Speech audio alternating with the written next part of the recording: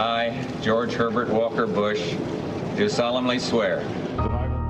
But you must feel responsibility to others. You must believe in serving others. I think that's a fundamental tenet of my life. A life lived in service to our nation, from his days as one of the Navy's youngest fighter pilots in World War II to loyal vice president at Ronald Reagan's side. He would then get his own chance as president, making friends across the aisle, his legacy now sealed as a man of great character, a man with a life well lived. Today, George Herbert Walker Bush, the 41st President of the United States, remembered fondly as he returned to Washington, D.C. for one final farewell.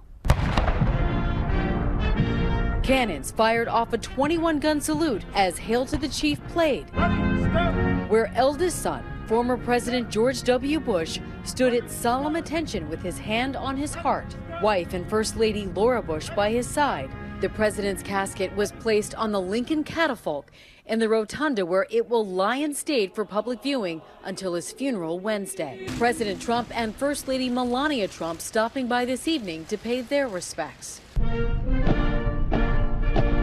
President Bush, America's longest living president, was flown from Houston to D.C. on Air Force One via Special Air Mission 41. His trusty service dog, Sully, followed him along his journey, waiting for the president on the tarmac. After lying by his side at a funeral home in Houston, every living president is expected to attend the funeral, among them President Clinton, who forged an unlikely close bond with his predecessor, one that included fishing trips and philanthropy. The death of President Bush marks the end of an era in Washington politics. Over the years, Bush discussed with ABC News his deep devotion to country and family. I've been very blessed when you look around and compare life to others, how lucky we've been. So much a part of his legacy, a love story 73 years strong, the longest marriage in presidential history. President Bush and former First Lady Barbara Bush. They met at a Christmas dance in Greenwich, Connecticut. My grandmother was wearing her red and green Christmas dress. I said, who is this good-looking girl, that beautiful girl over there? And the rest is history. Barbara Bush set eyes on 17-year-old George Bush and never looked back. Is he still the handsomest man you'd ever seen? Mm-hmm. Mm-hmm. My eyesight's getting bad. Golly. Would you describe Barbara Bush for me? Careful. Inside or out? Any way you want. Inside. A kind and strong and a loving person whose priorities are family, her garden, her faith. I like the picture. Would you describe George Bush for us?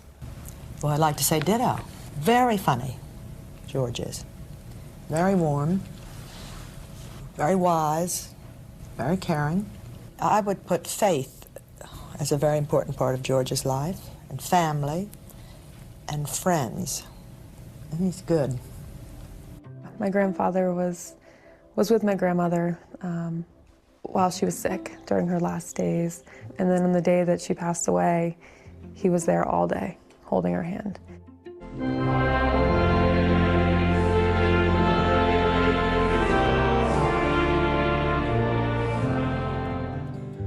At her funeral in April, President Bush was next to her casket greeting mourners who had come to pay their respects. It absolutely amazed me. There he sat for hours, shaking hands, because he knew that they wanted to see him. So it was one last act of duty. After my grandmother passed, my grandfather was back in the hospital the day after. There is breaking news that former President George H.W. Bush has now been hospitalized with an infection that has spread to his blood. I just remember talking with my mom and my family members and just saying, we just need to get him to Maine, because that's really where his heart is. And that is where he went, to his beloved home in Kennebunkport, Maine. I just feel totally relaxed here in Maine, by the coast. He spent his last summer there, surrounded by family, in October attending the wedding of his granddaughter, Barbara Bush. Family means everything to me.